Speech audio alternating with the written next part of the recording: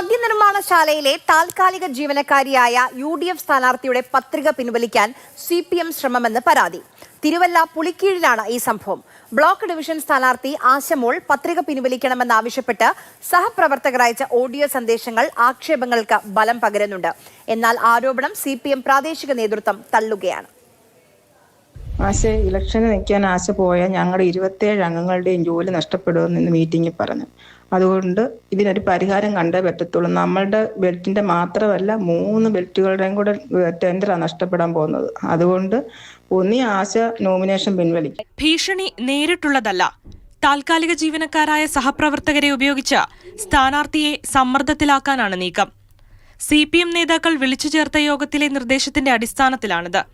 ആശ പത്രിക പിൻവലിക്കാത്ത പക്ഷം മുഴുവൻ പേരുടെയും ജോലി നഷ്ടപ്പെടുമെന്നാണ് നേതൃത്വം അറിയിച്ചത്. 3 ബെൽറ്റുകാരുടെ പണി പോവുക. അതുകൊണ്ട് രാജി ഇട്ടപ്പോൾ ആ അഭിപ്രായത്തോട് ഞാനും യോജിക്കുന്നു. രാജി ചേച്ചി പറഞ്ഞതുപോലെ ഇന്ന് മീറ്റിംഗ് കൂടിയപ്പോൾ പറഞ്ഞു, നിങ്ങളുടെ 27 പേരുടെയും ജോലി പോകും, അത് നിങ്ങളെ ബാധിക്കുന്ന കാര്യമാണ്.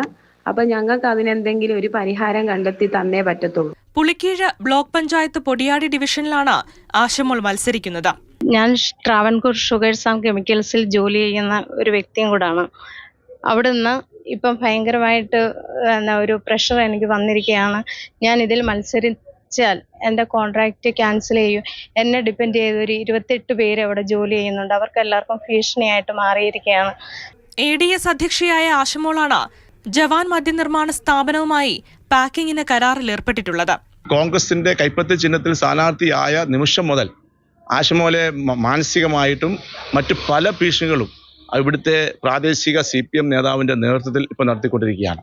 അവർ പറയുന്നത് കമ്പനിയുമായിട്ടുള്ള എഗ്രിമെന്റ്, ആ എഗ്രിമെന്റിൽ ഈ ADS ഈ ആശമോക്ക് യാതൊരു ഇതുമില്ല. അത് സെക്രട്ടറിയും കമ്പനിയുമായിട്ടാണ് എഗ്രിമെന്റ്. പക്ഷെ അതിന്റെ പേരിൽ ആ 28 കുടുംബങ്ങളെ വഴിയാധാരമാക്കുമെന്നാണ് പറഞ്ഞിരിക്കുന്നത്. കരാർ ചൂണ്ടിക്കാട്ടി ആശയുടെ പത്രിക തള്ളണമെന്ന് LDF സ്ഥാനാർത്ഥി ആവശ്യപ്പെട്ടിരുന്നെങ്കിലും നിരാകരിക്കപ്പെട്ടു. അതേസമയം സംഭവവുമായി ബന്ധമില്ലെന്നും ജോലി നഷ്ടപ്പെടുമെന്ന ആശങ്ക വനിതാ ജീവനക്കാർ പങ്കുവച്ചതാകാമെന്നും CPM പ്രാദേശിക നേതൃത്വം വിശദീകരിച്ചു. മാതൃഭൂമി ന്യൂസ്, പത്തനംതിട്ട.